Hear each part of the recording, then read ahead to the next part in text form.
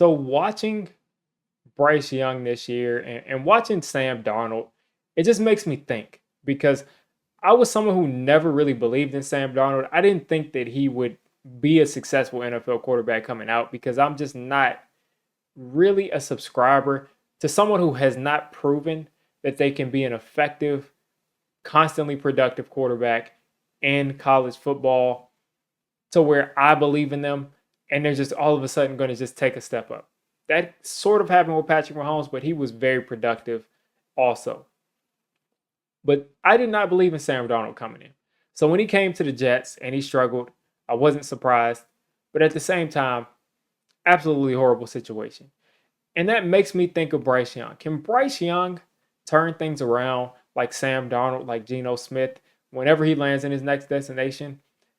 I think that's a good question. And that's sort of where I've been thinking lately about Bryce Young. So he got dropped off into a horrible situation. Anytime you're going to the worst team in the NFL, you're not going to have a good supporting cast. You're going to be looked at as the savior. You're going to be looked at as that guy who galvanizes the troops, uplifts everyone around you, and really people expect you to be competitive in this league, being the first overall pick. They want you to be good 5, 6 games in. They want you to be really good 5, 6 games in. Bryce Young got drafted last year. He is 2 games into his sophomore season, and they've decided to bench him. And I think the biggest reason why they've decided to bench him is because of CJ Stroud. I think that's clear. But also when you take a look at CJ Stroud, he's got Nico Collins. He's got Tank Dell. He's got Stephon Diggs now. He's got a great offensive line. He's got a defensive-minded coach who's really got those guys playing defense. So CJ Stroud is in a much better situation.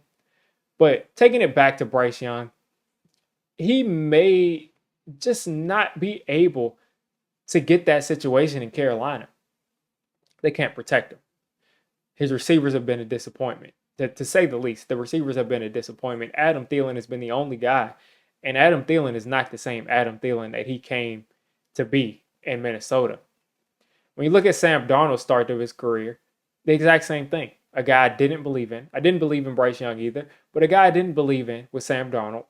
And someone that came into a situation that was not very good. The Jets they weren't able to protect him.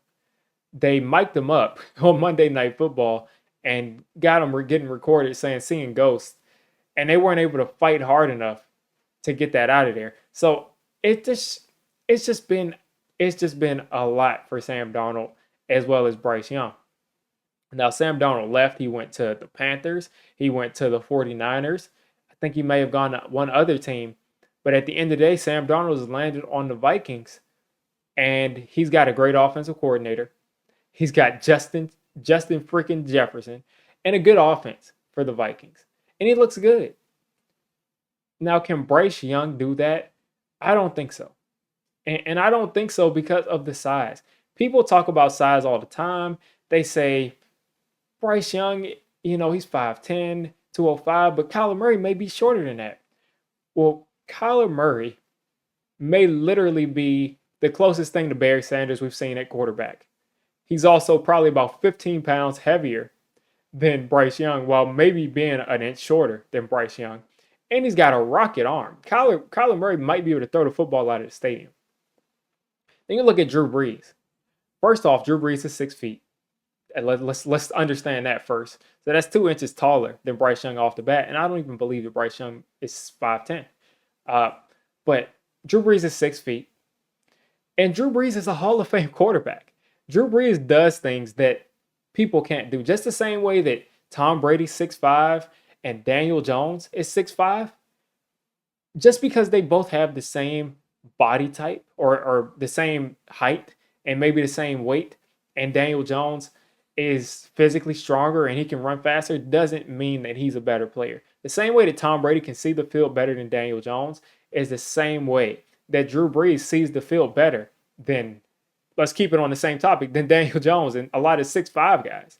Drew Brees was unique and Hall of Fame level at being able to detect who's open and being able to navigate that pocket for offensive linemen that were standing in front of him that were much taller than him. So I don't think that's a valid comparison.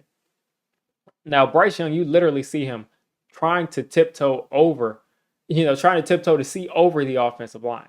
So that's really concerning.